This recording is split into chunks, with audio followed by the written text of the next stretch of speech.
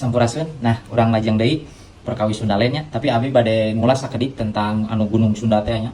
Nah, janten diperkirakeun bahwa Gunung Sunda teh janggungna dugi ka 4000 mdpl. Wow. Gitunya. Tah, sareng diperkirakeun oge bitu nasi Gunung Sunda teh 210.000 dugi ka 105.000 tahun yang lalu nya. Janten lami pisannya kapungkur nantinya.